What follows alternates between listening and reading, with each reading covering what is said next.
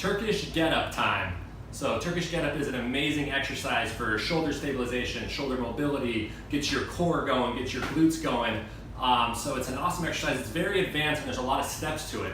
So the way I was taught, I broke it up into 3 different phases, which I really like, so it helps you master each one before you move on to the next portion of it.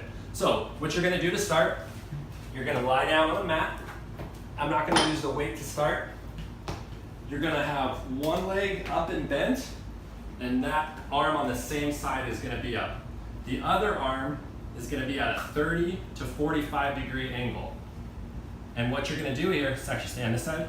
So with this shoulder, you wanna make sure it's packed down and back into your shoulder capsule. You don't wanna be pressing out. So get here, and then drop it back in. Get that other arm 30, 45 degree angle. And for phase 1, what you're gonna be doing is you're gonna be shifting your weight onto your right forearm. So you're gonna go up, pause here. Your eyes are on your weight or your hand, whatever is gonna be in your hand there. Second step, up, walk out your elbow, and then you're just coming back down. So elbow, and down, back into the shoulder capsule. So 1, 2, 3, 4. Now a couple things here. Start going around. When you're shifting your weight over, you're not rotating your hips. You want to use your core. So you're just going straight up to your elbow, straight up on your hand, elbow, and then control it down, bring it back into the shoulder capsule. So what I see a lot of people do here is on the way down, they're just collapsing with the weight because it's way too heavy. So I'm much more impressed with someone that can control the weight through the whole movement rather than just dropping it down. So here we go. 30, 45 degree angle, shoulder blade down. We're going 1, 2, 3, 4, good. 1, 2, 3, 4. Nice and controlled through the whole motion.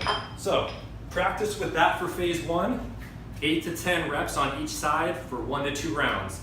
And then we'll be back with the second phase once you master them. All right, so phase 2, now we're gonna be getting your hips involved. So just to go back over phase 1, you're up on your elbow, and then you're locking out. So from here, you got your eyes on the weight. Now you're gonna be pushing with that weight from your right foot and raising up your hips, okay? And then from here, that same foot is being tucked back, and then you're pushing off and rotating forward. So I'm gonna go back to this position here. So there's a couple ways you can do this. You can just bring it straight back, or what I have a lot of people do is they kind of twist like this, and then when they push off, they're rotating. That seems to be a little bit easier for them.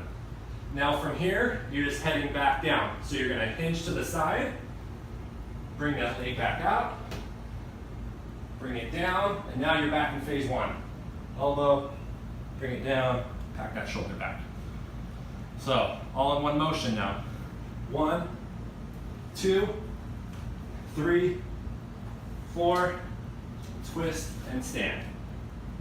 Hinge back over, keeping your eye on the dumbbell, out, control it, elbow, pack that shoulder down. So that's phase 2. Again, on the way back, don't just let yourself collapse. Be nice and controlled. The hardest part is getting that foot wrapped under. So really work on that and see what position works best for you. If it's just being straight from the beginning, or if you need to have your knee bent and then rotate forward for that. All right, so for phase 2, we're gonna be cutting down the reps from the first phase because of the extra movements you're doing. So shoot for anywhere between 6 to 8 reps on each side for 1 to 2 rounds there.